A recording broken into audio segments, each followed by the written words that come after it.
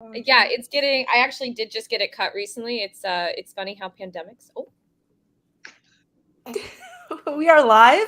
we're live. We're not doing the intro video, Chris. It's okay. Hey everyone, welcome to Breaking Into Cybersecurity. My name is Naomi Buckwalter, and we are live. We were just talking about hair, but we can table that for later. Hair is great, isn't it, guys? Yes, we all agree. 100%. I have considerably less than the three of you. Well, it's so exciting to be here, especially because it's my first time ever hosting a podcast. So we'll see how this goes. Yes. But I just want to do a quick round of introductions. So let's get started. Why don't you tell us about yourself? Michael, let's start with you. Sure. My name is Michael Meis. I lead the security team for the University of Kansas Health System. I've been in cybersecurity for about 13 years, mostly in the federal government space, and then a little bit of time with H&R Block as well. Wow, thank you for being here. And let's jump over to Liz. Hi, everybody. My name is Liz Mcconaughey. I am the senior technical recruiter at Studio. I have been recruiting now for, like 6 years, kind of crazy. And it's actually how I have met you, Naomi, was through recruiting. So that's really exciting. Fun fact. Joseph says, hi, what's up, Joseph? Lawrence, hey, Lauren. Let us know in the comments where you're calling in from. Remember, we're here to answer your questions about breaking into cybersecurity, the issues that we're seeing in cybersecurity. We have great representation here, but before I do that, let's go into Jessica. You're next. Hey, everybody. I'm Jessica True. I am a cybersecurity analyst at Beam. Beam Dental, yeah. That's how I met Naomi. And I've been in cybersecurity for all of 1 year. But it's been a very exciting and jam-packed year, and I'm excited to share it with you. Awesome. Good, because we have our listeners are from all over the world, and they're all in different career stages. So we have a CISO here in Michael. We've got a recruiter here with Liz, and a brand new person, awesome person in cybersecurity in Jessica. And so we're here to answer your questions, guys. But I do have a question for all three of you, and we'll make this into a game because I like games. Basically the game is if you answer the question well, I'll give you points. The points absolutely don't matter, but I will give you points because I love points. Woo! Points make it competitive. Yeah, exactly. All right. So the first question is, what is your opinion on the biggest issue facing candidates trying to break into cybersecurity today? So what in your opinion is the biggest issue facing the candidates trying to break into cybersecurity today? Let's do the round, the revolving roulette of spinning thing, and pick a person. I pick Michael. So I think the biggest challenge that's facing candidates is that what they hear and what they experience regarding cybersecurity are two vastly different things. We've heard about this job shortage that has, we've been talking about that for 5-6 years, I think was when we first started hearing about that. And that's only gotten louder. And we hear about the 500,000 open jobs, et cetera. And then they go to apply to these jobs and they find out they're either not there, they don't qualify for them, they have no way to get in touch with anyone, et cetera. And so I think honestly, the biggest challenge is discouragement, is that they hear about all these career paths, but they don't know how to get there because it seems like it's all made up when they actually go to experience it. And I think we've kind of brought that on ourselves in a lot of ways, and created that. And I think it's going to make that talent shortage and that talent gap worse as time goes on if we don't do something about it. What a fantastic answer. 100 points for Michael. Yes, 100. Yeah, again, the points don't matter. You don't win any prizes, but just put that down on you have 100 points. Liz, we'll go to you since you're a tech recruiter in this industry. Yeah. So Michael made a lot of really good points. I think what I'm going to say, it's not just for folks who want to get into cybersecurity, but honestly, anybody who's sort of looking to make that career transition.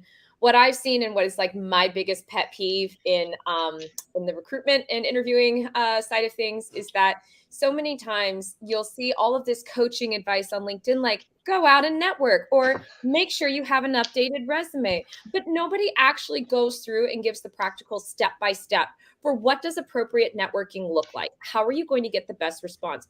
What does an appropriate updated resume look like? What are, in fact, they say go out and do projects. Okay, well, how do you find them? Like, what kind of projects do recruiters and hiring managers actually want to see?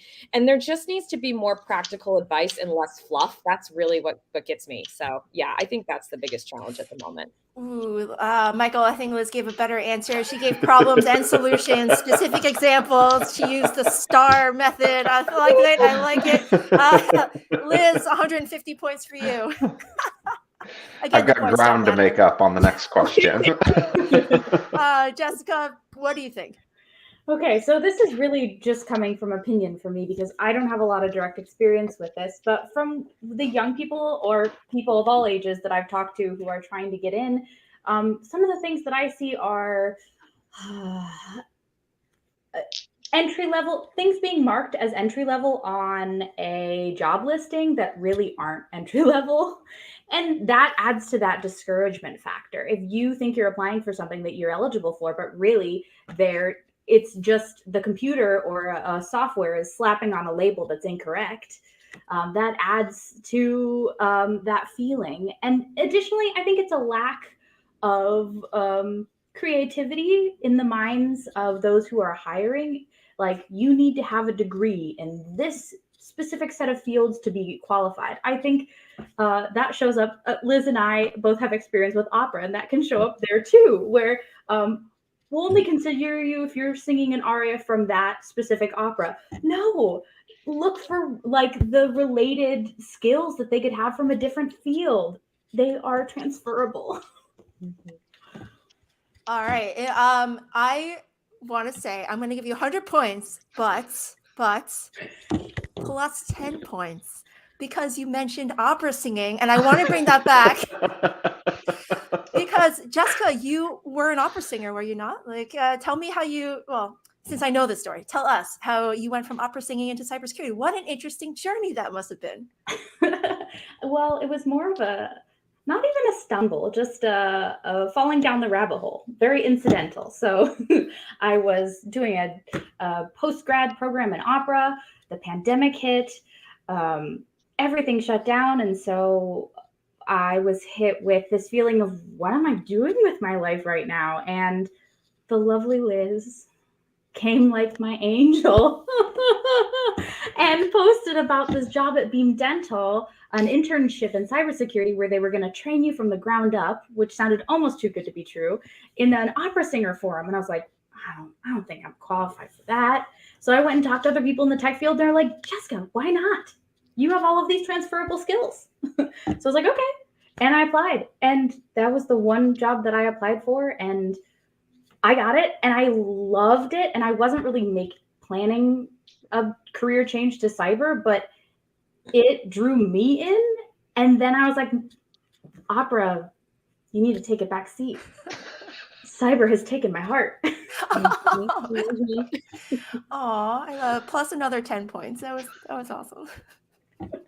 All right, I'm gonna slowly ask you about your backgrounds too, but I want to get into our next question. So far, we have Michael with 100 points, Liz 200 points, Jessica, you're in second place with 120 points. So I like this. Next question, please. Here is, what, in your opinion, is the biggest issue facing hiring managers trying to hire in cybersecurity? I know, Jessica, you already mentioned a little bit about hiring managers. Do you want to add on to that answer?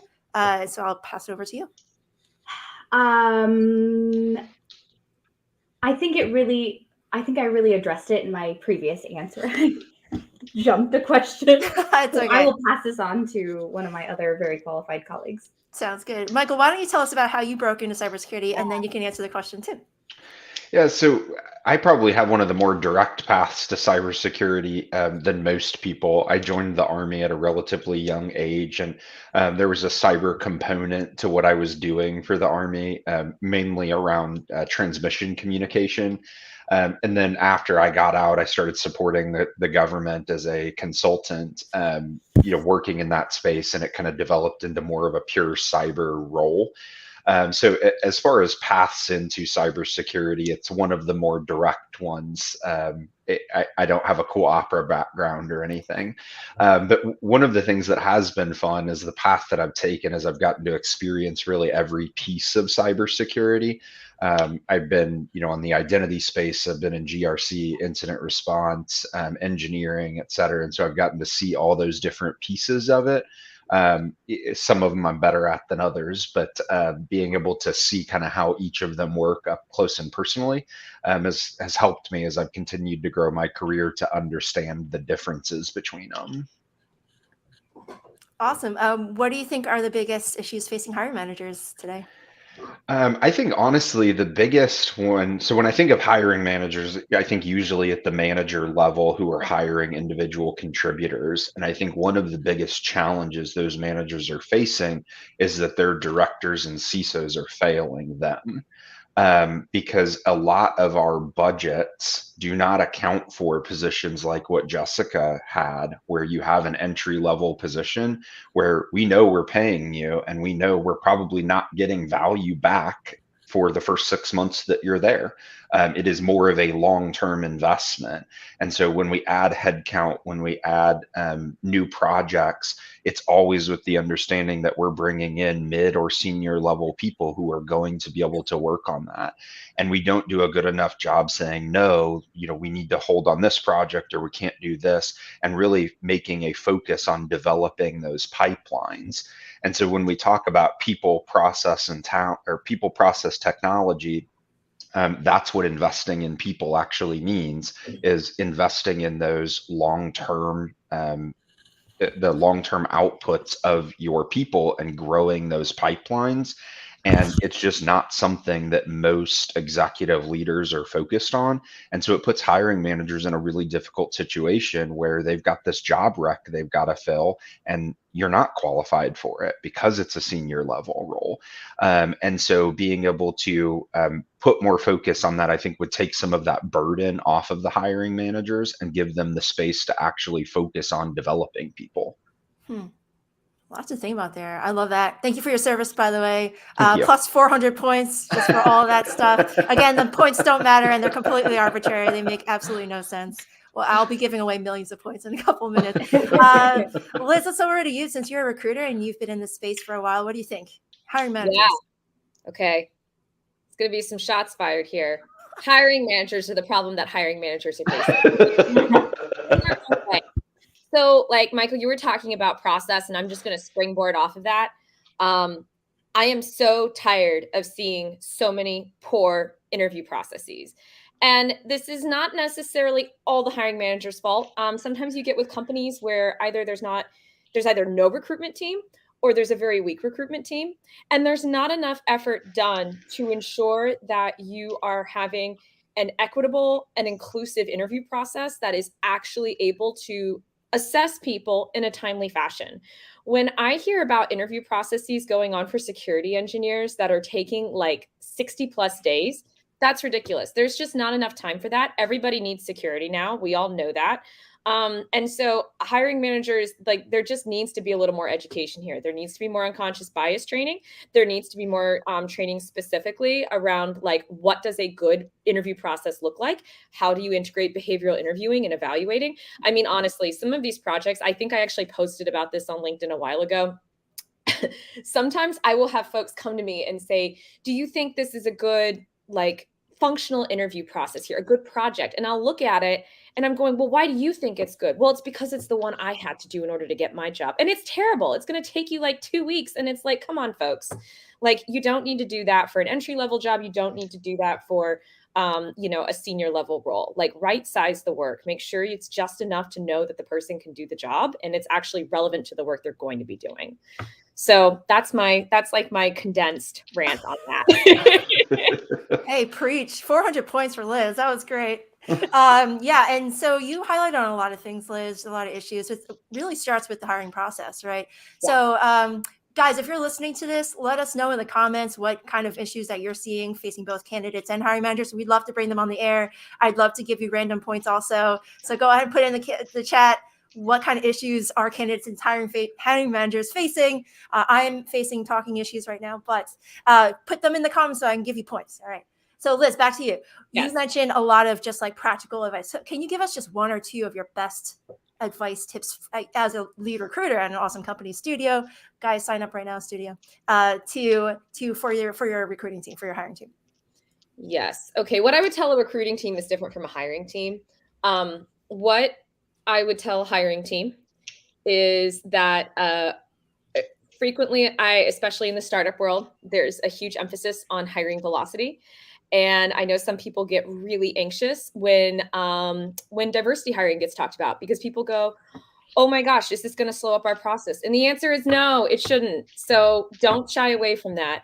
I think the second thing I would say is, like, when you're considering an interview process, you should always try and target to have a candidate involved in your interview process no longer than 6 hours total. That's from like recruiter screen to like final conversations. And that does include like a technical project.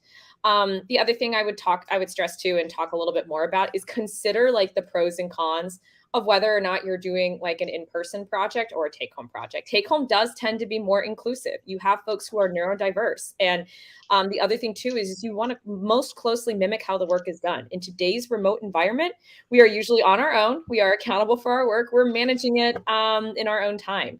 And so those take-home projects really account for that. When I talk to recruiters about recruiting for security, I am a big believer, especially for more of the entry level roles, to think outside the box as to where they're going to find talent. Case in point, I reached out on a musician group on Facebook and posted and said, "Hey, everybody," because that's a community I know, and I know the skills there and that transfer. But that's the thing, is you have to get creative and not be afraid to take a chance on a resume. Because truly there, and it's the same thing with like software engineering, where I spend a lot of time too recruiting, is you're going to see really diverse backgrounds, and all of those can have some really transferable skills. And so that's my whole thing. Like if the candidate has gone through the effort to do all the right things, like take the chance, have the conversation. It is amazing how many times it turns out to be very much worth your effort. Oh, I love it. Transferable skills plus 1 million points. There it goes. We're in the millions now. Michael, what kind of transferable skills have you seen in your own hiring practices? The biggest one is critical thinking, is being able to analyze a problem and come up with a solution. In our environment, that is the core of absolutely everything that we're doing. That's very difficult to quantify at times, and so you're going off a lot of feel, which is where it makes it difficult, because then that introduces bias when from a hiring manager perspective. The other that I think, as far as transferable skills, is when it comes to me and a colleague of mine used to call it going down the rabbit hole, where they get focused on something and they're able to just drive that thing through through walls, through obstacles, whatever it takes, they get that thing done.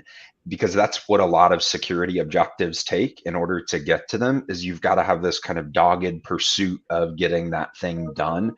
When you talk about from an IR perspective all the way to a GRC perspective, it all takes that kind of continued persistence. And so I generally look for people who are super passionate about something, and they've driven along that thing and have continued to push through challenges in order to continue achieving it, whether that's opera, whether it's woodworking, whether it's computer gaming. It can take all kinds of forms, but if they're super passionate about it and they've continued to drive towards it, it shows that persistence that I think you need, not only to be successful in the short term, but then not burn out and continue being successful.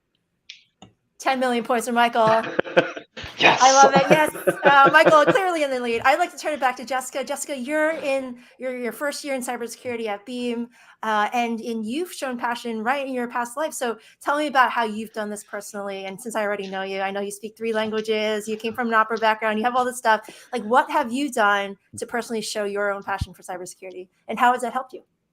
Yeah. Okay. Well, part of the internship, which because you were my boss, was a lot of self-guided learning. So to transition from being an intern to having a full-time job, I spent time outside of my internship and in my internship studying for my Security Plus, which I got in less than 3 months.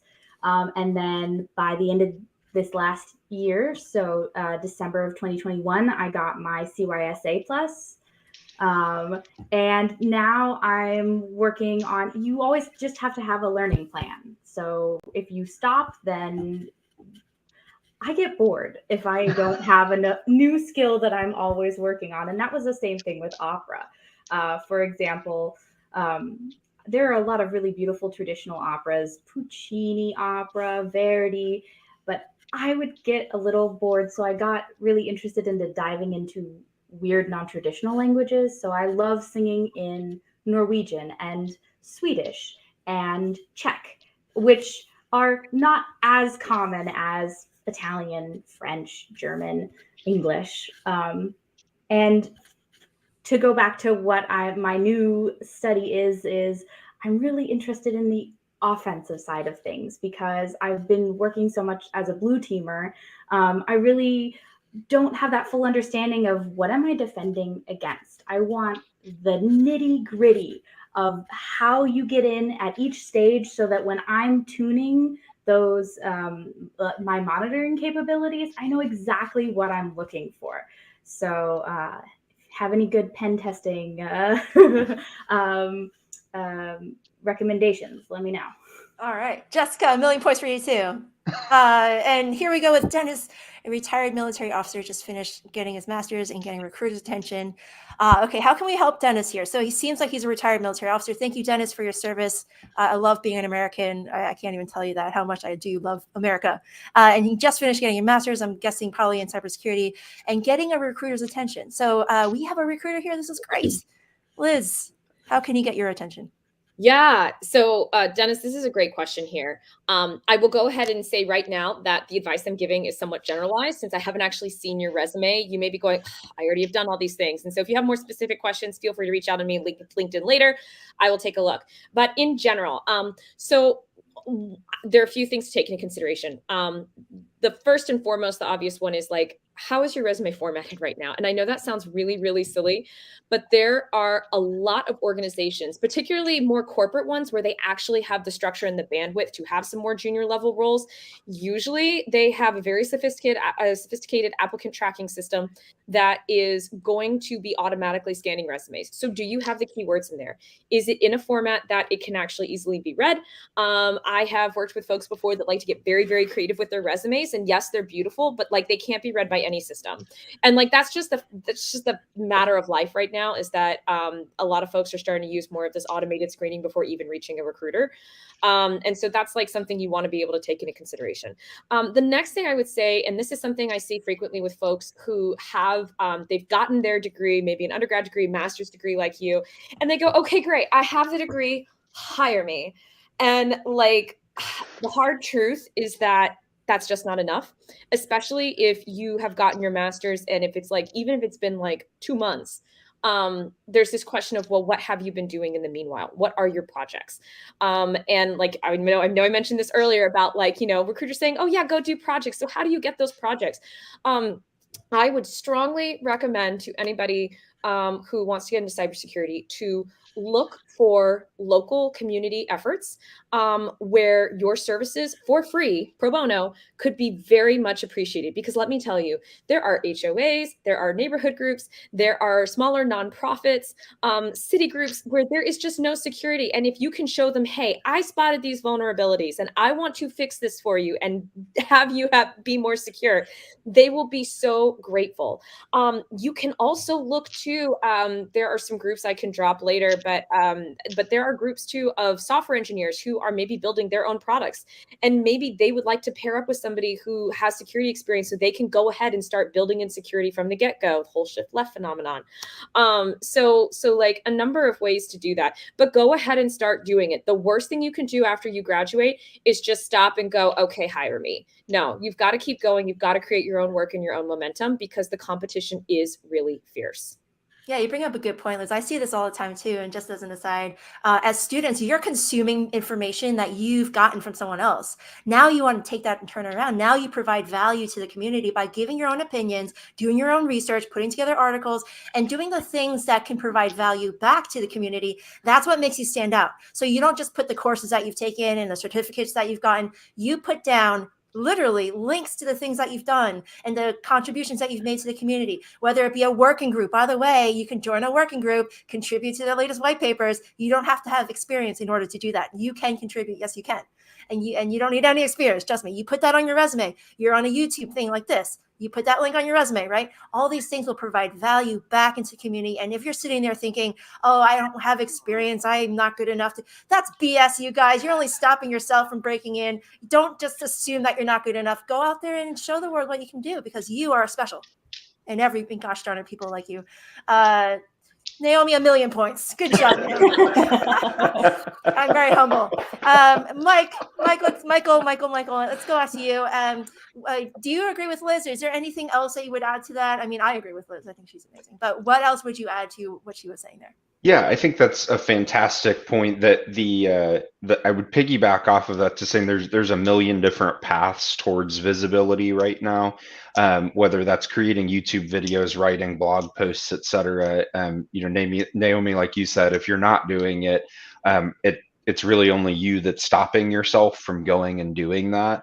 And you'd be surprised what kind of value you can create by doing those types of things and how much you learn. And what I've also noticed from our community is they're great at giving feedback when they see these types of products. And they say, well, you probably should have thought of this, or maybe this is wrong, or something like that, which then continues your learning journey from there.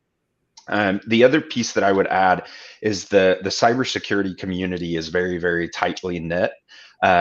You can rarely go into a city and not talk to two people who don't at least know each other's names in the community, especially in a city like I'm in Kansas City, and it's a pretty small city comparatively, and everybody knows everybody. We've all worked for one of the same 5 large companies here.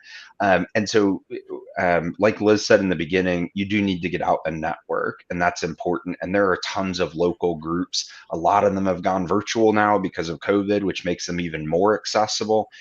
There's Security KC in Kansas City, obviously. There's the B-Sides conference that travels around. There's Secure World. There's all these different places where you can go, and they often either have free entry or give free entry to people who are trying to break into cybersecurity. So again, it's that investment of your time to increase your visibility and get in front of people. Because no offense to recruiters, Liz, but a lot of the hiring decisions are made before the recruiters even see the rec. Hiring managers have somebody in mind, and we go and we post a job and we say, hey, go apply to this. I just posted this. And so getting directly to the hiring managers in that network and in that community becomes very, very important. What side of the bridge are you on, Michael?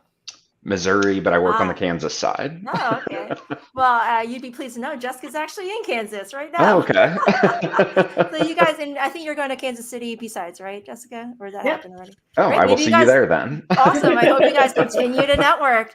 All right. So I know we're actually going to cut this short a little bit today. We're stopping at 1:30. Thank you so much for your time. But I want to finalize this by giving us a 30-second recap of what you can suggest to the people listening here if they're trying to break into cybersecurity.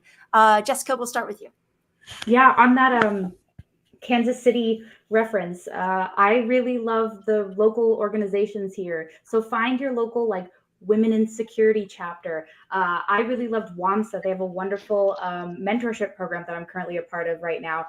Reach out and find those resources, because people are so much more generous than you think they're going to be. They want to help you. Yeah, you never know who you're helping by asking for their help. I really like that phrase. You might make their day, honestly. All right, Liz, what do you got? Okay, 2 fun facts. One other resume fact I forgot to remember. So if y'all take away anything from this, please take this away. Literally, a recruiter or hiring manager will spend only 7 seconds reviewing your resume. If they do not see what is on there that they're looking for, they are going to go to the next one. So that is why it is so important to have the right resume. So much more I can say on that, but come back to me later. And when you're networking with people, Michael gave some great examples of where to go out and network with people. When you are approaching a person, whether in person or if you are just even sending them a LinkedIn message, go in with a specific purpose. Don't just say, I hear you can get me a job. Don't go bug the hiring manager saying, here's my resume, hope you see me. Go in with a specific purpose. Ask questions. Say, I noticed you're an expert in blank. I have some questions on this. If you're wondering why people are not going to meet with you face-to-face or give you that Zoom time, it's because it's just too broad and they do not want to manage your job search for you. But they are going to be willing to help if you go in with specifics. Ooh, Dropping those truth bombs today, Liz. Love it. All right, Michael, bring us home. What kind of advice can you give people listening today? Invest in yourself and continuously invest in yourself, not only in order to break into cybersecurity, but for the entire time that you're in here. You are always going to be your greatest resource in your job search. And so understand what you're trying to do, where you want to go, what interests you, and then put the effort in, put the work in, and invest in yourself so that you can grow towards that. Well said. Well said. Infinity points for everyone. So we're all tied. Good job today, guys. Thank you so much for listening. Please reach out to us. I'm sure these guys are on the chats right now, are happy to help you more. Reach out to anybody if you just want to know more about what they do. I'm sure people are willing to open up and tell you and help you. And that's kind of my takeaway. Just step outside of your little comfort zone, and it's worth it. It really is. All right, guys. Thank you so much for your time today. Thank you, panelists. You guys are amazing. Thank you, Chris, who is working the back scenes for us, but he's also in a meeting. So thank you, Chris. Renee, I hope you feel better soon. And guys, we'll see you next week. Thanks, everyone. Thank you.